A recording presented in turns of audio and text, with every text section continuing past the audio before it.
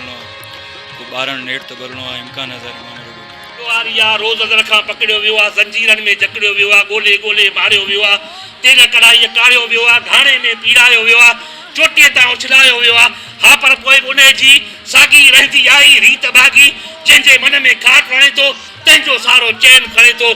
तो वटि जे अॼु महिमान थियो आहे, तो बि कॾहिं सोचियो आहे कंहिंसां तुंहिंजी यारी आहे, सच वॾो ॾोहारी आहे, सच वॾो ॾोहारी आहे।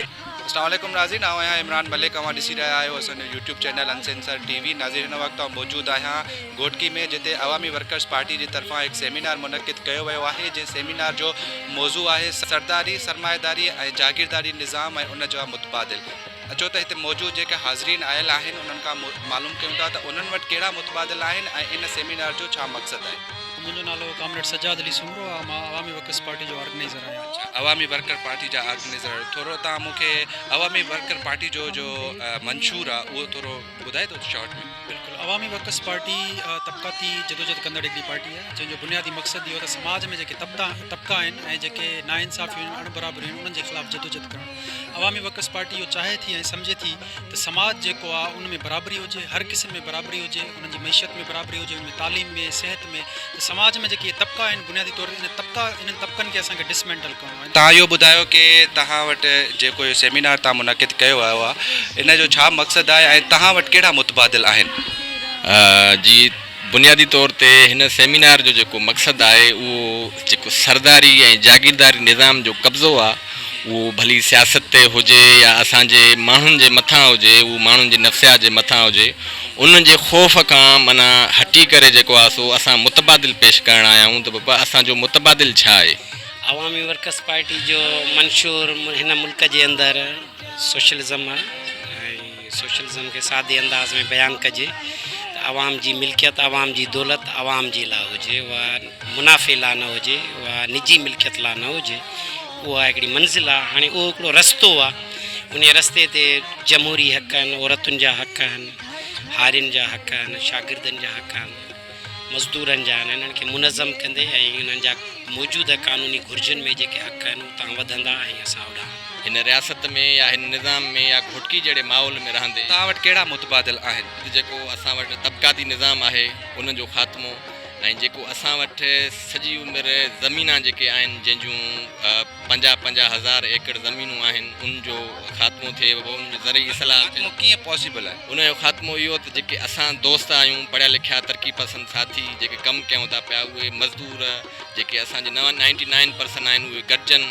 जीअं नारो आहे लेनन जो त workers of the world unite, माना दुनिया जा पोरे तो मज़लूमो गॾु थियो।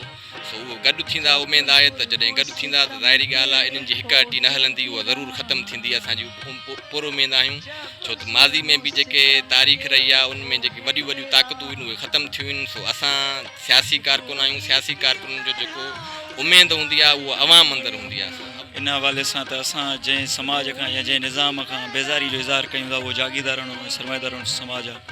उन समाज खां बेज़ारी ऐं नए मुतबादिल जी जॾहिं ॻाल्हि कयूं था उहा आहे कहिड़ा मुतबादिल आहे। सोशलिज़म असांजो नज़रियो आहे, जंहिं ते असांजी पूरी सियासत ऐं जदोजहद बीठल आहे।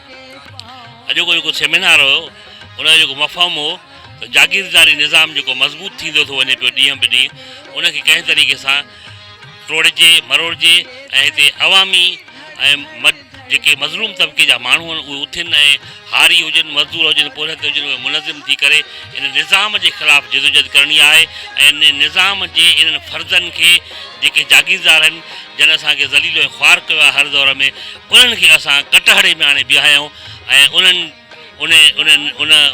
खां असां पंहिंजो जेके हक़ आहिनि उहे वठूं असां पंहिंजा।